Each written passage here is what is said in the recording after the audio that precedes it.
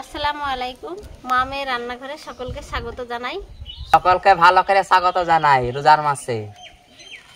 তো আজকে বানাবো আমরা নতুন একটা রেসিপি, সেটা হলো ডিম সবজির খাদ।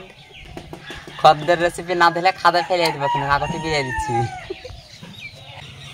যেসব সবজি লাগবে সেগুলো দেখাই। এখানে নিয়েছি গাজর, এখানে বিন আছে, আর এখানে আছে আলু কুচানো, আর লাগবে লবণ, হলুদ, জিরে, পেঁয়াজ কুচি, কাঁচা লঙ্কা কুচি, আদা কুচি, তেল আর দুটো ডিম। আজ আমার বাটা ঘষা নাই, তাই ছোট মাকে আমি আজ হেলেপ করবো। হেলেপ বুঝতে পারলে না পারলে। কড়াইতে এবার তেল দিয়ে দেব, হালকা করে তেল দিতে হবে এইটুকু। এবার এই সবজির মধ্যে শুধুমাত্র বিনটা ভেজে নেব।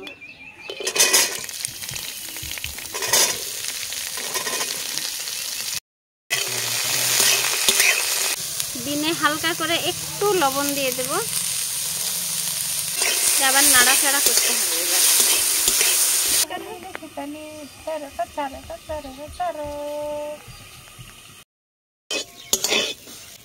বিন ভাজা হয়ে গেছে, এবার কড়াই সহ নামিয়ে রাখবো ঠান্ডা হওয়ার জন্য।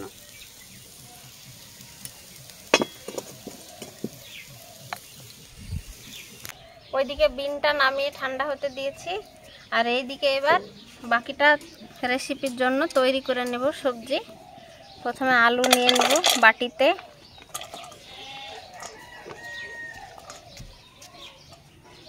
তারপরে এখানে গাজর কুচিয়ে রেখেছি সেটা নিয়ে নেব। এবার এখানে দিয়ে দিব লবণ,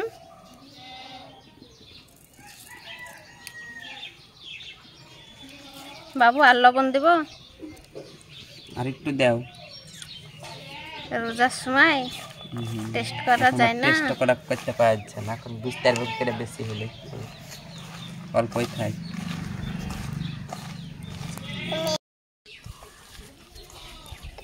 লবণ দিয়ে নাড়াচাড়া করার জন্য অনেকটাই জল বেরিয়ে এসছে, আর নরম হয়ে মানে বসে গিয়েছে, শক্ত শক্ত ভাবটা আর নাই, এই যে আর কমে এতটুকু হয়ে গেল।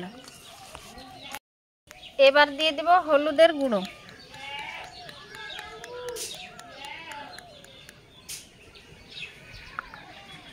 কুচানো পেঁয়াজ আছে, পেঁয়াজের অর্ধেকটা দিব।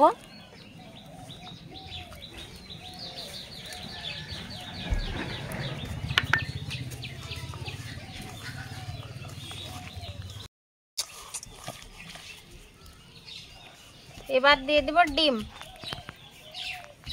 বাবু তোর মাথায় ডিম ভাঙবো না না।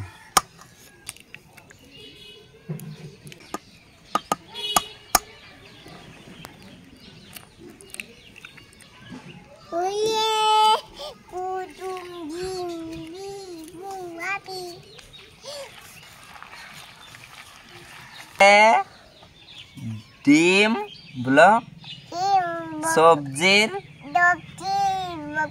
পকোড়া না, খদ রান্না হবে।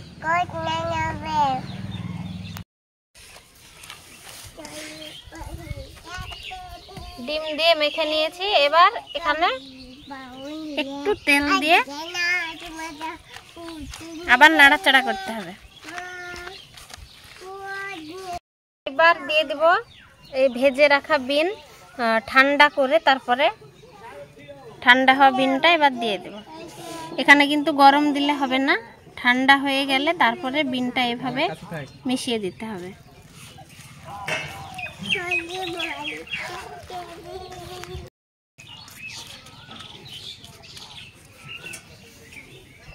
এইভাবে ঢাকা দিয়ে 5 মিনিট রেখে দিতে হবে।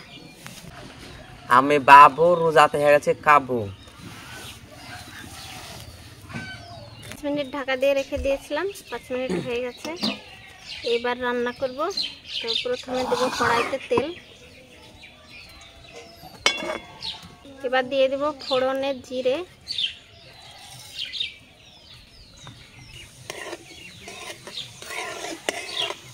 এবার দিয়ে দেব পেঁয়াজ কুচি,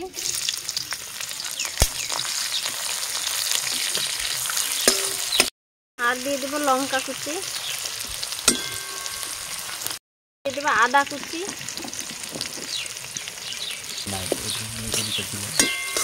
নাড়াচাড়া করে পেঁয়াজ সহ মশলাগুলো ভেজে নিতে হবে। মশলাটা ভাজা হয়ে গেছে ভালোভাবে, এরকম ভাবে ভেজে নিয়েছি। এবার এই সবজি আর ডিমের খদ রেখেছি, এইটা এবার দিয়ে দেব।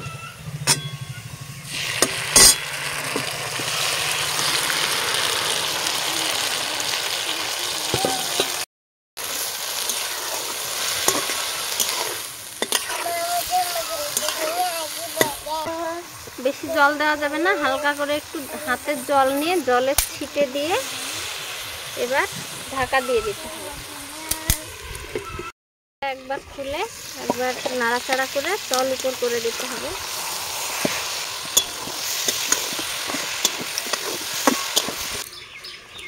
ঢাকা খুলে আরেকবার নাড়াচাড়া করবো। সেন বাড়াইছে একবারে দারুণ সেন। হ্যাঁ সেন না সেন বল ঠিক করে, কি বাড়ালো বল? সেন সেন।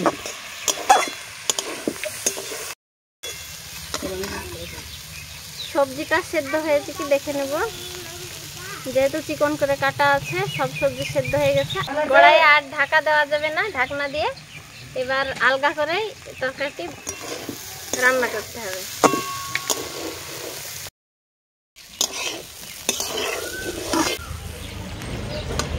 এরকম জল শুকিয়ে ভাজা ভাজা করে নামিয়ে নিতে হবে। তো আমার জল শুকিয়ে তরকারি ভাজা ভাজা হয়ে ডিম সবজির খদ রান্না করা কমপ্লিট।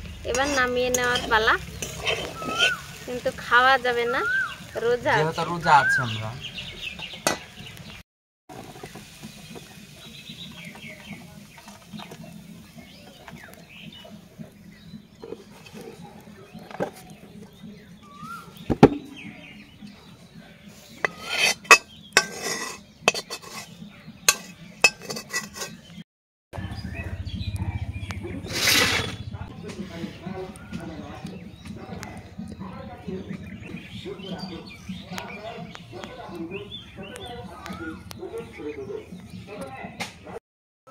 খদ রান্না একেবারে কমপ্লিট, নামিয়ে নিয়েছি।